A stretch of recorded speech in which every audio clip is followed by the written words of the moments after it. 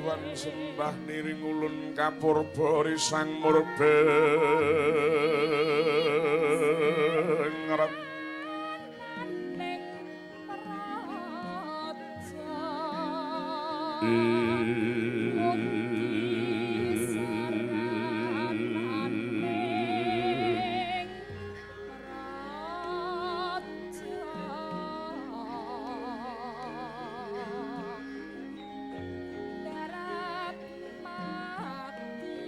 sahanan ingkang nikanang sihing dasih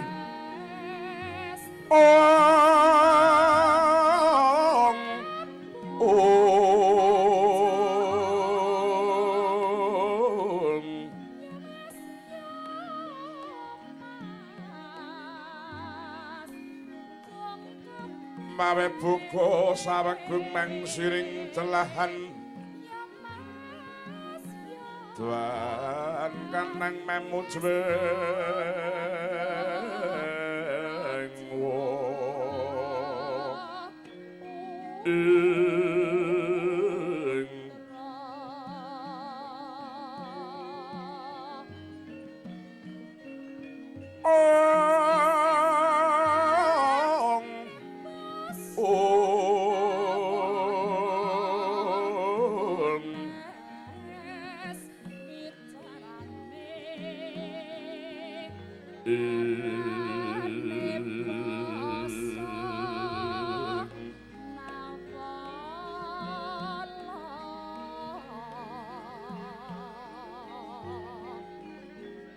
Dedep tidem prabalan ning retri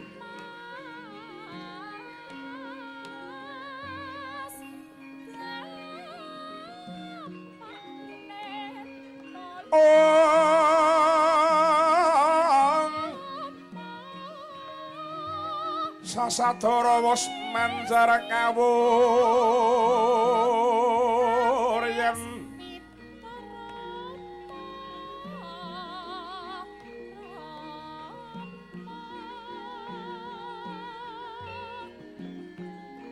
tan kuciwa memanis nanggap srinateng dalu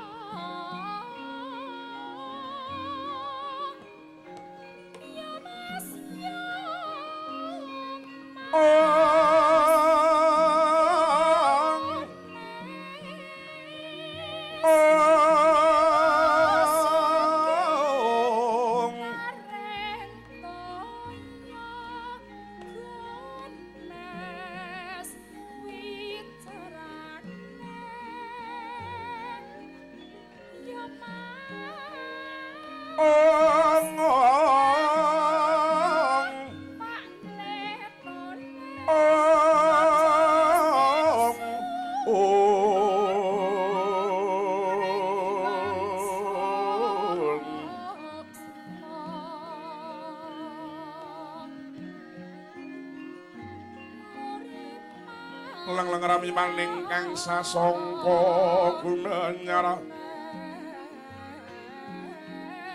mangrenggur mingpuri mangkin tanpa siring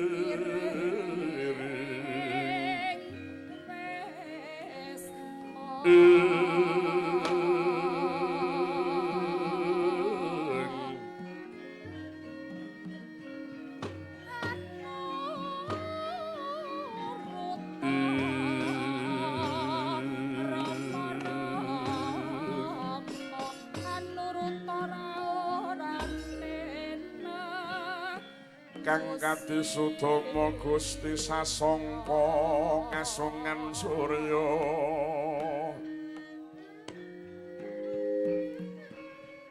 para banyur mungsung kaswa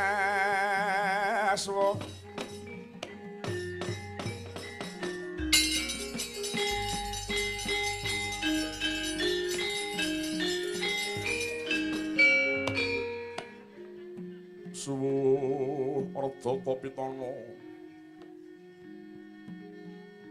sinamung panglingga mrudha mring purbaning Hyang Mahajati jatine kang mroweng kawi kawilet ing reh kalenglengan lengleng kalang kungku medah medhar warana winadi wadi jantraning ngawurip prinipta jroning pangrumpa kopi kulai mamrih dadya sarana panimbang mawas laku lakoning negari.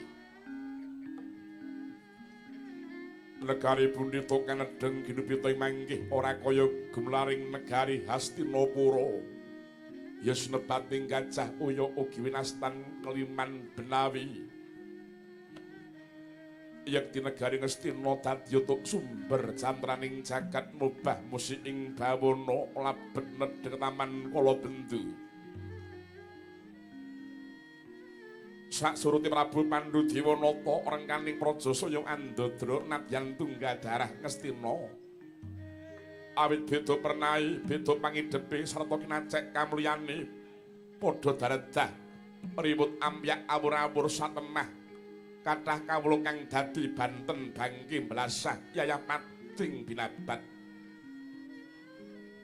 Mongko wah iwani negari Ngastina nedhenge bekaning rubeda kaslutinggimu. Beda-bedaning penemu kagelar sedina-dina cengkah congkrah saben hari. Adu ngawur ora kanggo mulyaning kawula nemuhung kinarya golek pendhok supaya ketok yen wong pinter micara. Pramila kang kadululan kaprungu amung cacat cinacat wada winada muyeg dedreg serek-serekan lumuh asara kumudunggul kang jatine murih mulyaning priyangga mulyaning kang nunggal sedya lan brayat kluwarganira. Ateking para pangarsaning praja samiya wuring kadonyan ngelak ing reh kawibawan mila handina-dina tansah budidaya.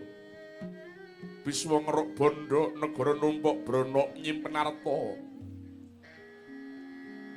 Awit karo baning ribeting manah satemah riwut urwet kalimuting pekewuh. Para pati katone senggut makarya yektine muhung kinarya samudana dimen kanggep mring Sang Nata. Satemah gampil antuk derajat munggah pangkat sarta kalubrening semat yen wis ora kanggo terus dicutat.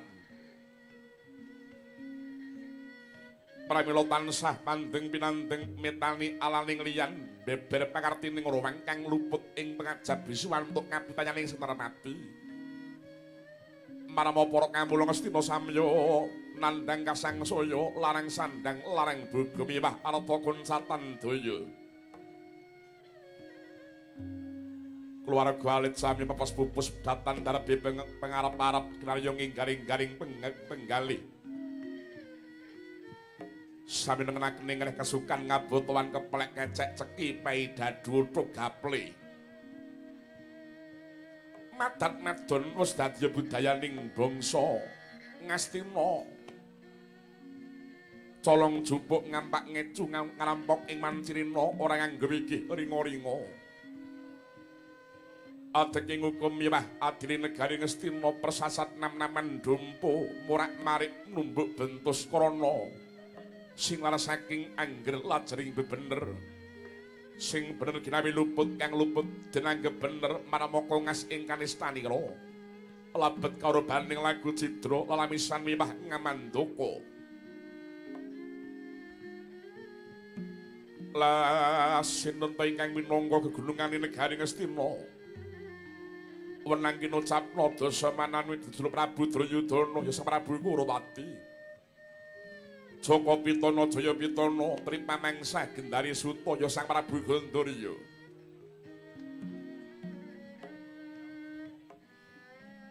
Jejuluk Maha Prabu Sri Drayudana yek nalendra gagah bideksa trata sembata prawiring kiwuh cunduk lawan ratu mekutaning prajurit wimbuh berbondo berbandu. Berbondo tegese numpuk brana picis berbandu merdine sugih sedulur. Wenang kinucapna wiyaring jajan serat ridatan pedhoti pinunggel kang mroweng kawi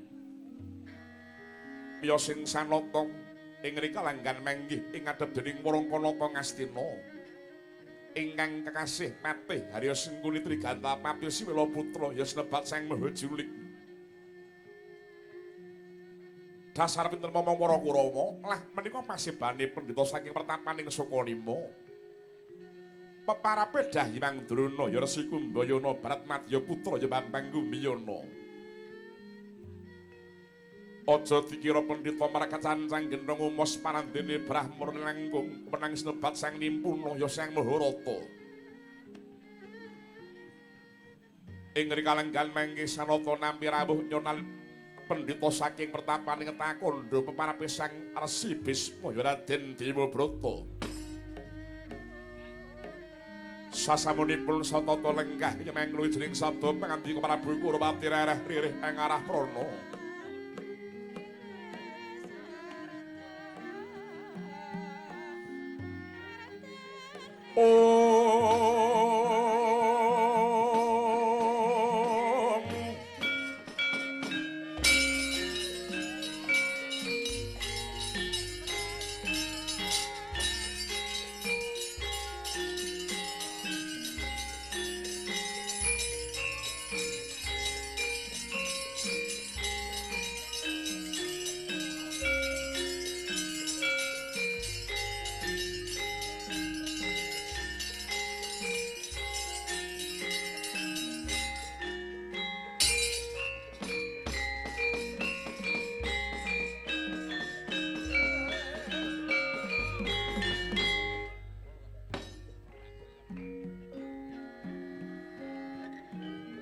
Mongko kantine tumuwu salami nyomong awas eling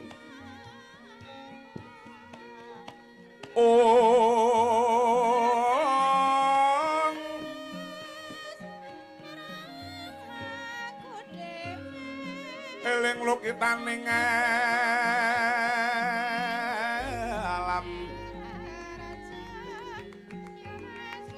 wektu weryaning dumadi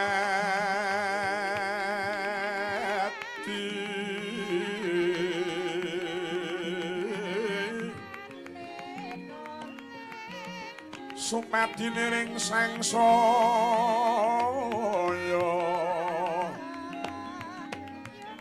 iku pangreksaning urip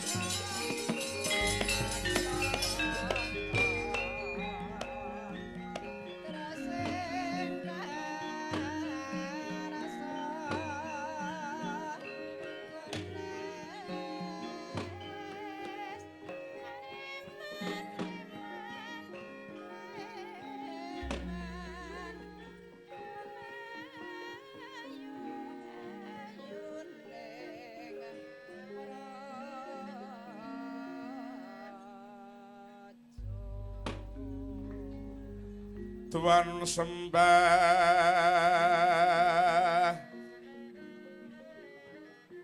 niring ulun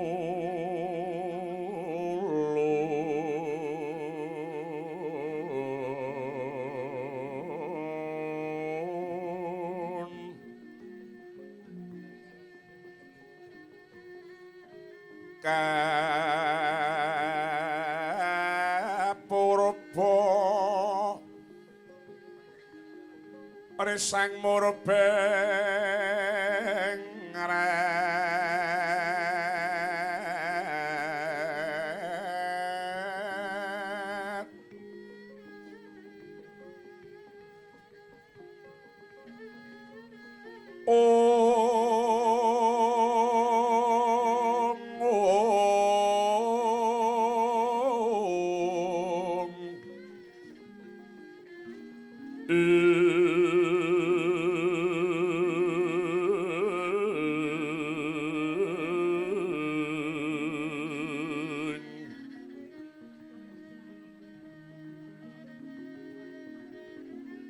sahananing kang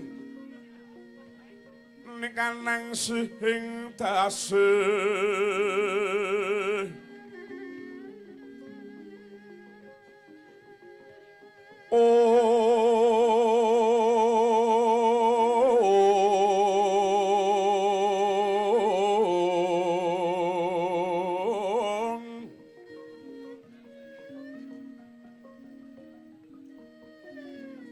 Tuan kanang mamujweng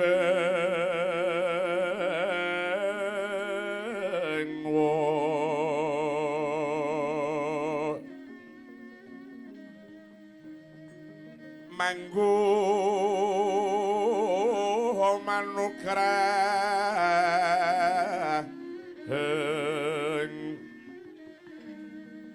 lan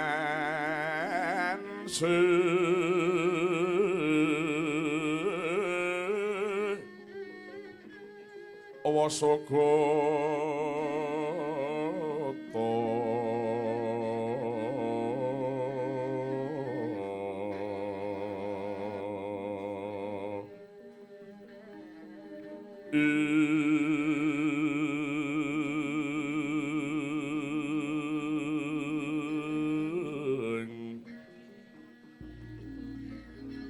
Tandhus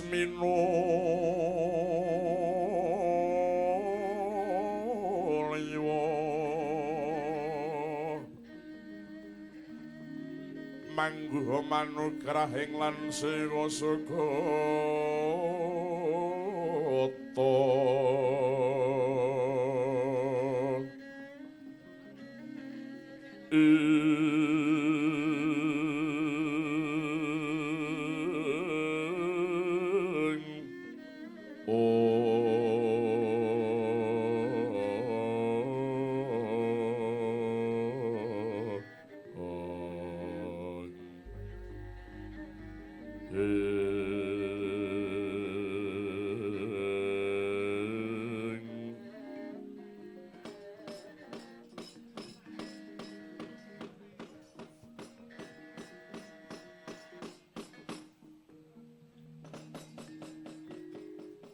Arab sidem parmanem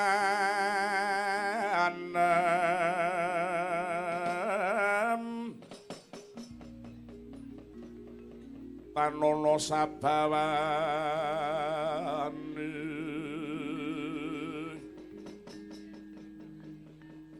walang miangalise kang kapiyarsa mung swarane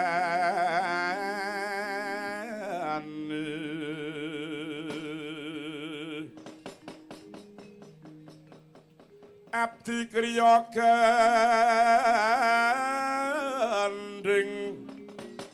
miyang kemasaning kang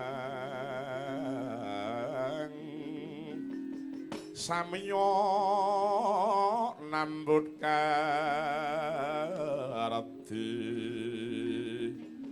saya hamimbu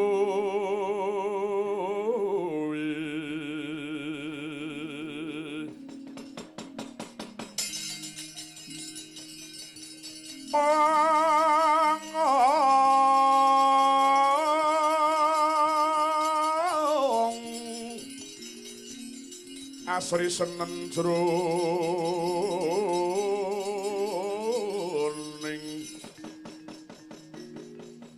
pananggilan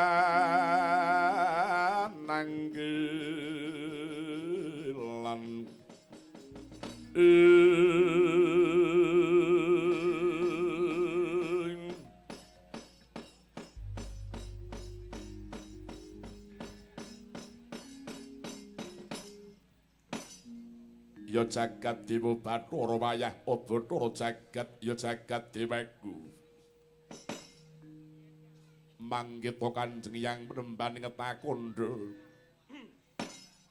dereng dangu sarawuh paduka wonten ing madyaning Praja Ngastina ingkang wayah kula pun Kurawati ngaturaken pasegan Purnakarami Perembagi kunjuk wonten ing abyan Tura Paduka Hyang Penembaning Ngetakandha Hyang Begawan Bisma Putu Prabu iya Putu Prabu Kurwati. Wis ndak tampa se permbagine putuku wong bagus Duryudana. Ora limat budyastawanipun iyang bae tumuli tampanana ya nggir Duryudana. Sangatanggen kawula pundi senggo jimat parimbi. Kula canjang wonten ing pucuk ing rikma kakalungaken ing jangga kumlawi ing praja mimbuh ora daging kang yiwana. Dotolenggung mugi kasekecak lenggah paduka eyang penemban kasirnak Durgama kang sunggurunggi. Putu Prabu Kurwati ya. Wis ora kurang prayoga meneh anggonipun eyang marak ana ing abyantarane putuku Prabu Duryudana. Bapa Droning Sukalima sarawuh paduka Bapa Drona kula ngaturaken pasegan punakaramipun kunjuk wonten ing abyantara paduka Bapa Penemban Droning Sukalima. Oh inggih Anak Prabu Duryudana. Dan katedha kalingga murta sih punakaraminipun Anak Prabu yang rumentah dhumateng Bapa ing Sukalima. Mboten langkung pudyastawanipun ing Bapa kemawon kunjuk kersanipun paduka Anak Prabu Kurwati. Sangat angin kawula pundi sehingga jimat paripi. Mugi kasekecak lenggah paduka Bapa Penemban Droning Sukalima. Sampun boten kirang sekeca malih anggen kula marang kersanipun paduka Anak Prabu Duryudana. Paman Sengguni prayoga nulungguh Bu Paman Sengguni. Kawula nok nuninggi seniwen. Sampun boten kirang sekeca malih anggen kula marak wonten ing abyantara paduka Sang Buminata Prabu Kurwati.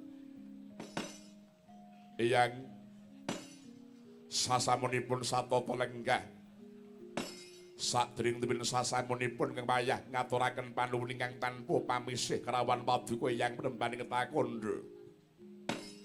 Arawihipun Kanjeng Eyang ing kalanggan mangke badhe kula sumuni senjata pitulungan. Ing pengangkah badhe kula sumuni senjata pitulungan Eyang. Mugi parenga samapta ing diri sawiging gati Eyang Penemban Ketakandha. Handrengkang puspita rum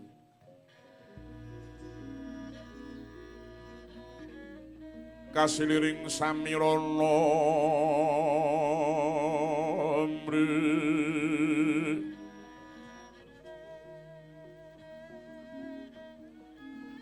ong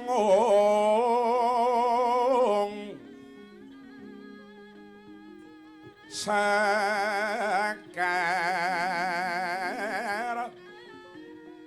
kadung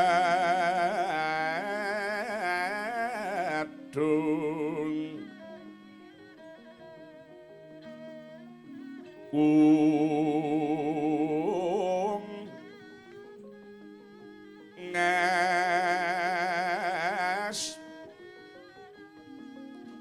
kandanyo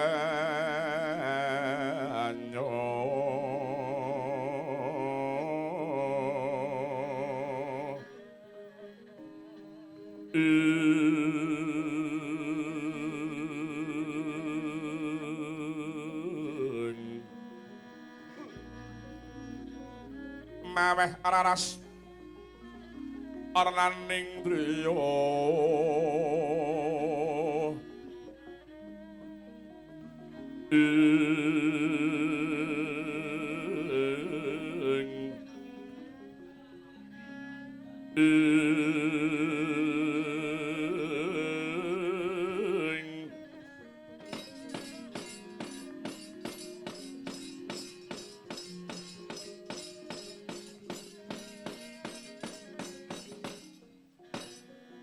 Putu Prabu Duryudana bakal paring dawuh apa putu? Eyang Penemban Takandha. Kula midhanget pawarta bilih. Wedal menika Gatotkaca nampi ganjaran pusaka topeng waja saking Jawata Suralaya. Miturut kabar kacariyos topeng waja mekaten kula mau pusaka ingkang ampuh kagila-gila. Labet nembe menika kula mireng perkawis pusaka kala wau. pramila kemareng Kanjeng Hyang paring dawuh menggah yektos lan botenipun pawarta kula pawiyang jagat Dewa Bathara putu Prabu Duryudana kabar kang sira tampa kuwi mau ora kleru pancene mono bener kepara nyata yen tata ping waja mono sawijining pusaka ampuh andeling kiwa jalaran kuwi pusaka kadiwatan kang biyen yasaning Purah Madi nggone asana ing Mega Malang duk rikala jaman para dewa bedol Gunung Jamurdwipa lajeng daya kabiyasanipun Topeng Maja wau kados pundi yang lamun Topeng Maja mau dienggo ana ing palagan mungsuh kang dipandeng mestine bakale ajur luluh dadi banyu jalaran kobar dening dahana murup ingkang wijil saka paningal iku mau nggih daya kabiyasaning Topeng Maja ki ning kono kuwi mau waduh yang menawi mekaten kula sampun jagekaken bilih bencang Bratayuda Jaya Binangun Kurawa mesti tumpes tapis dening para Pandhawa. Lho kosik. Sira darep biatur kang mengkono ki mau dasarmu apa nggih Duryudana? Awit kula ngrumaosi lan kula ngertos bilih wekdal menika Gatotkaca sampun ginadang calon madeg dados Senopatining Pandhawa. Mongko menawi saestu kepyak Bratayuda Jaya Binangun lajeng Gatotkaca jumeneng dados Senopatining Pandhawa trata ngrasuk pusaka Topeng Maja ingkang dayanipun ampuh kagila-gila boten sandi kula sakadang Kurawa mesti ajur luluh karana ketaman soroting Topeng Maja kala wau mila Hyang wiwit dinten menika kula nyuwun pamit pecah kemawon Hyang kusik nggih Kurwati kusik pun kaki babar pisan orang nglegewa jebul rembug babakan Topeng Maja iki mau ana gandeng cenenge karo Bratayuda Jaya Binangun. Lah yen ngono iki seje sing dirembug nggih Kurwati. Seje sing dirembug. Nek rembugan perkara Bratayuda Jaya Binangun kudu sing tresih, aja mung dijujuk nggon kadigdayaning Gatotkaca wae, putu. Kudu sing tresih.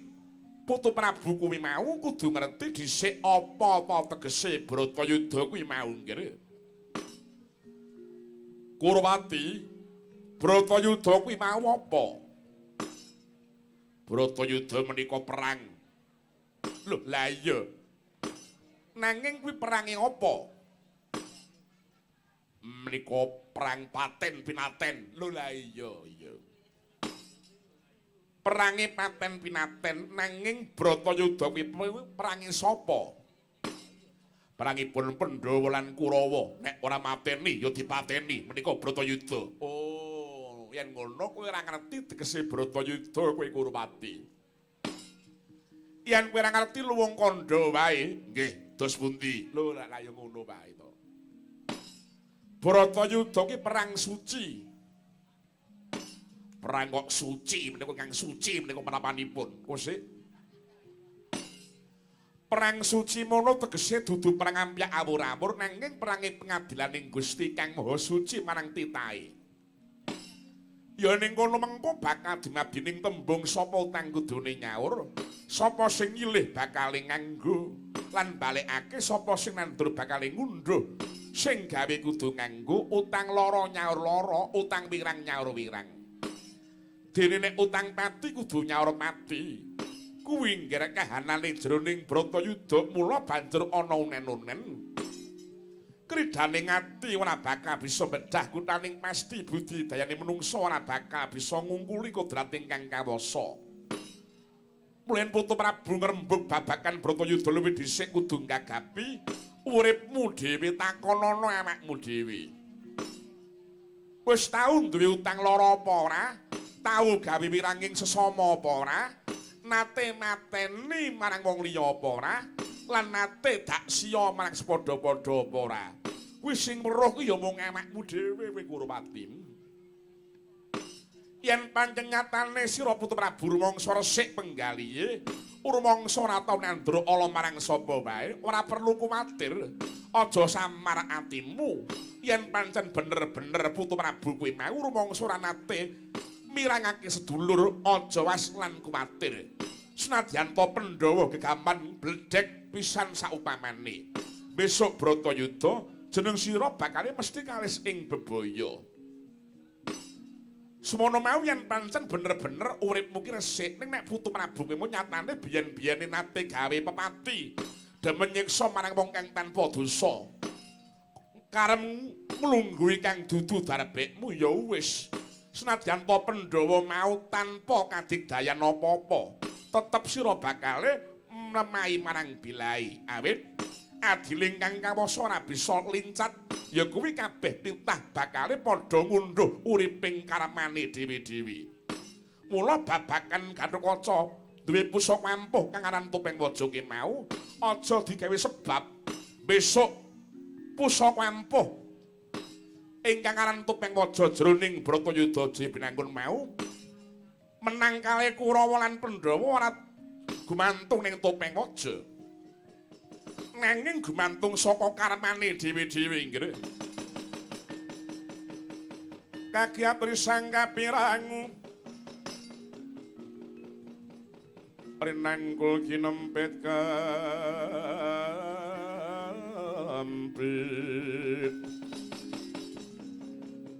dosa ngretnaning bawana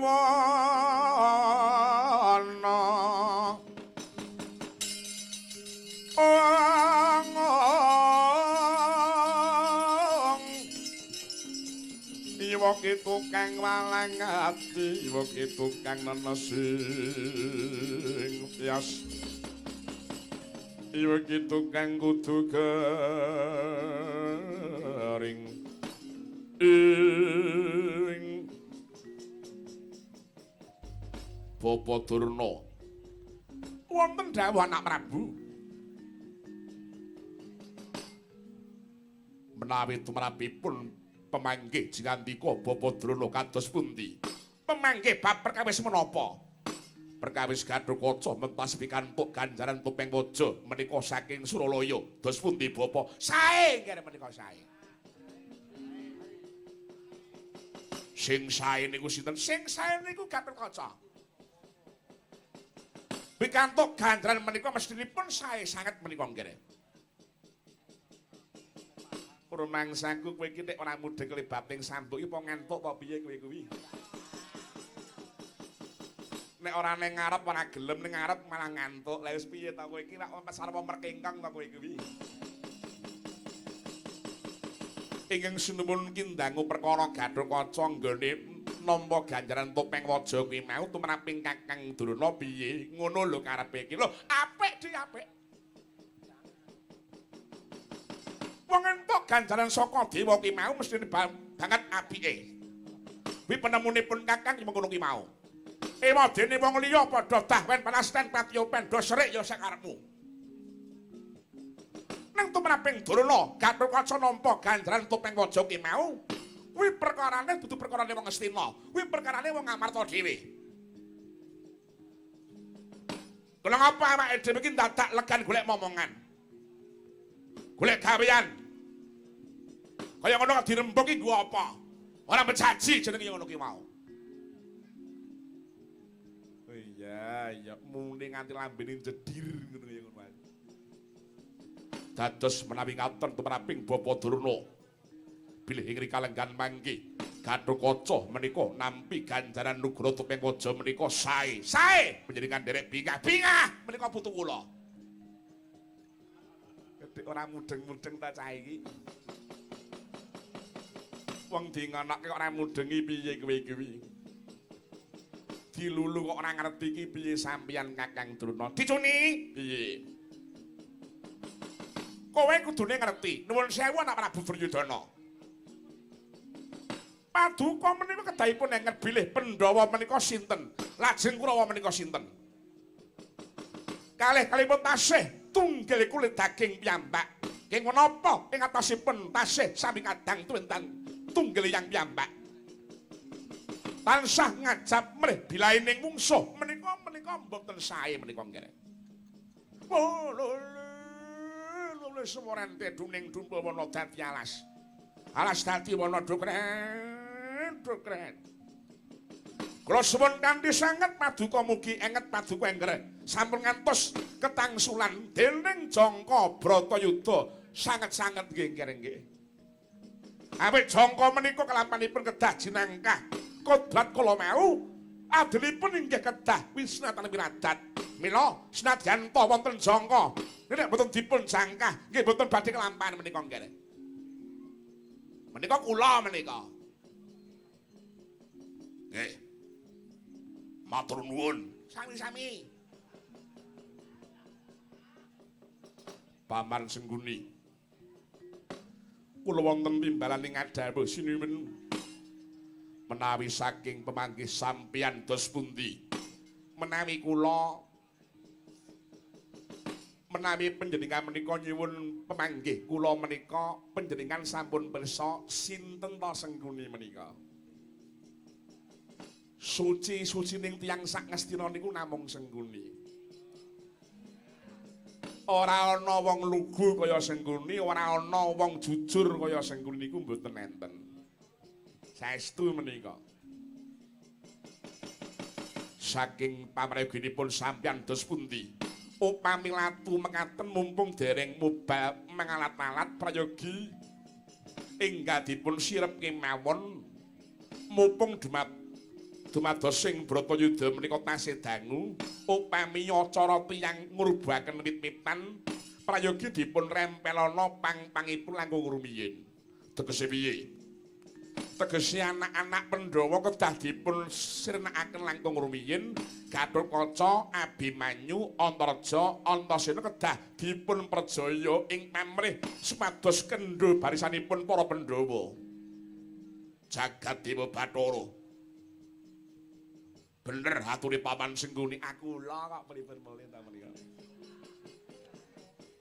Wong tuwa pirang-pirang mung gedhabyah kokan cacak lah pirsa piyambak ta panjenengan. Yen dipundhuti penemu mung padha tuwa kersaning Nalendra wae. Ora ku ya pepundhenku siji iki Paman Sengguni. Ora kakehan guneman nanging mentes nek bicara. Ditis nek bicara. Dasare bisa menentasi karya. Paman sasi ngarep belanjamu tak undhaki Paman. Aduh matur nuwun. Paling 10.000. Matur nuwun. Sengguni kula Penemban. Lilanana aku tak sambung rembug karo kowe ya Sengguni. Inggih ngados pundi Penemban? Kowe kuwi wong tuwa kok ora ngedem kahanan ki piye? Nah, mudhar kowe saiki. Kok malah gawe urup-urup ing pasulayan ki piye? Lah, rungokno kuwi saiki kowe.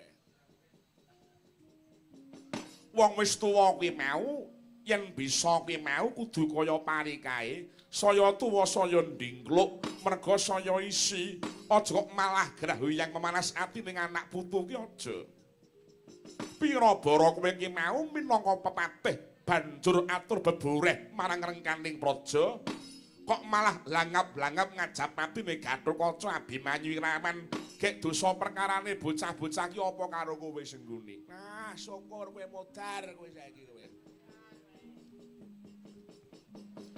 Dosane Gatotkaca ki apa marang kowe? Ayo wangsulana Sengguni, aja kriyap-kriyip mripatmu kowe Sengguni. Lah niku ngantukan kok boten kriyap-kriyipun. Pun kersane mawon. Yo gek mangsulan. Penemban piye Sengguni? Nuwun sewu. Pemanggih setunggal-tunggaling tiyang menika mboten mesti kedah sami jalaran sae tumraping pemanggih kula dereng tertamtu menika sae tumraping panjenengan. Ning kosok wengsunipun awon tumraping Sengguni dereng mesti menawi awon menggaing begawan Bisma lho menika. Mila wangsul babagan Gatotkaca nampi ganjaran topeng waja mekaten kula mau tumraping kula anggep awon namit mutamatosi menggaing Kurawa benjang kepyak ing Bratayuda Jaya binangun. Ewadene tumrap panjenengan dipun anggep sae. Lengke monggo kemawon tiyang menika mriki menika merdika kok penemban. Sinten kemawon dipun menangaken nglayanaken pemanggih dene boten kenging wada winada setunggalan-setunggalipun tiyang sanesipun menika tumrapipun kula mekaten kala mau penemban. Oh. Eling-eling kowe iki mau wong Plasa Jenar. Mula ora aneh lan mokal nek budayamu ki beda kelawan budayane wong Astina. Budayamu seneng gawe ucuk-ucuk, seneng memanas atine wong liyan. Ampun kersane. Yen kaya mengkono kuwi mau dudu budayane wong Astina. Ampun kersane mboten napa-napa wong piyambak-piyambak kok menika. Putra Prabu Duryudana wonten dawuh menapa? Sebesar meneh pun kaki kepengin ilik-ilik marang kowe. Aja demen gawe dadaning pasulayan. Mundhak ngrenggangake memipran Kurawati, becik sing padha rukun wis kaya ngapa ta dikaya ngapa kabeh pendha ki dulurmu dhewe. Kuwi adi-adimu dhewe. Perlune dimen sangsaya kuncana darah Barata iki Kurawati. Lang-langing daya mangun kung mangun kung ganduhang riman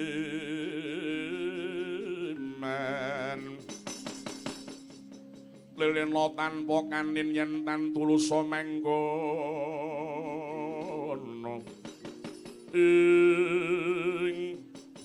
nuwun sewu siniben kula suwun paduka Wangger Prabu kedah ingkang jejeg ing penggalih. Awit Nalendra mekaten ibaratipun ngados dene satunggaling nahkoda ingkang nyepeng kemudining baita. Kedah jejeg lan tanggon nggenipun ngebahaken rodaning kemudi. Sampun ngantos gampil kagiwang dening ombak ngiwa tuwinengen. Menawi paduka sinuwun ngeman dhateng Pandhawa sak anak-anakipun menika kala wau ibaratipun ngados dene nguri-uri tunggak kemadoh. Benjang menawi sampun ageng menawi sampun wujud macan gembong tentu badhe nguntal ingkang ngopeni menika saestu nggih. Mila sinuwun benjang dadak ngentosi menapa tinimbang benjang sangsaya awrat bobotipun prayogi dipun pipili kemawon para Pandhawa kala mau. Lawang nimam tiyang gangsa glintir kemawon sak mongko Kurawa menika cacahipun wonten 100. Dereng tertamtu dereng nate wonten kok 100 mungsuh 5 menang 5 niku dereng nate wonten. Nuwun sewu. Kawimbuhan ingkang Hyang Marsi Bisma ingkang Rama Saka 5 ing Raka ing Ngawangga tan kantun kula piyambak lho menika. Kados ngaten kok tasih mandheg mangu menika dos pundi Ana Prabu? Lang-langing priya mangun kung ganduhang riman